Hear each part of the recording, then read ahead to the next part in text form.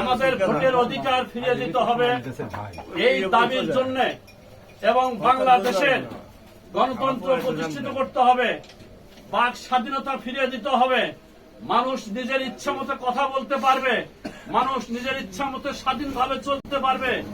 এই জন্য 16 বৎসর বিএনপি আন্দোলন করে, সেই আন্দোলনের 24-এ ছাত্র জনতার বিপ্লবের মাধ্যমে এই বাংলাদেশের গণতন্ত্র পুনরুদ্ধার হয়েছে, এবং যারা অন্যায় করেছে তারা এই দেশ থেকে পালিয়ে চলে গেছে।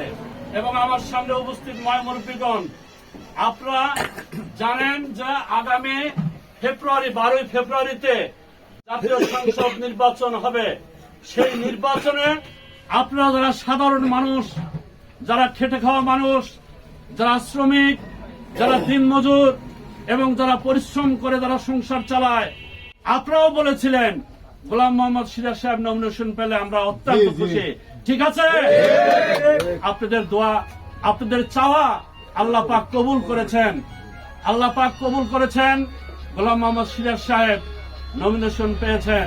গোলাম মোহাম্মদ সিরাজ সাহেব ধানের শীষ প্রতীক পেয়েছেন এবং আগামীতে নির্বাচন করবেন।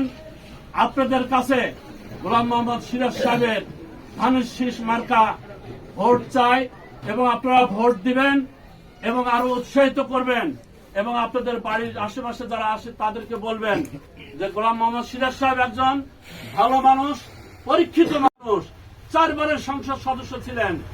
আপনারা বলতে পারবেন না যে উনি কাউকে অন্যায় করেছেন, কারণ দুর্নীতি করেছেন, আপনারা কেউ বলতে পারবেন না। উনি নিষ্ঠার সাথে, সততার সাথে ধনুর শেরপুরকে নেতৃত্ব দিয়েছেন। আপনারা সহযোগিতা করবেন, ধানের শীষে ভোট দিবেন, তাকে আবারও সংসদে পাঠাবেন। বিএনপির মনোনীত প্রার্থী গোলাম মোহাম্মদ সিরাজ ভাই 4 বারের নির্বাচিত এমপি। আপনারা সবাই ভোট দেবেন ইনশাল্লাহ, ধানের শীষ মার্কা। হ্যাঁ, আমরা ভোট দিব। দেবেন তো ইনশাল্লাহ?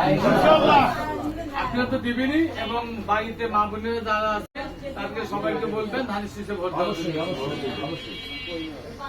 ইনশাল্লাহ ঠিক আছে। একটি কথা, শহীদ প্রেসিডেন্ট জিয়াউর রহমানের পবিত্র একটি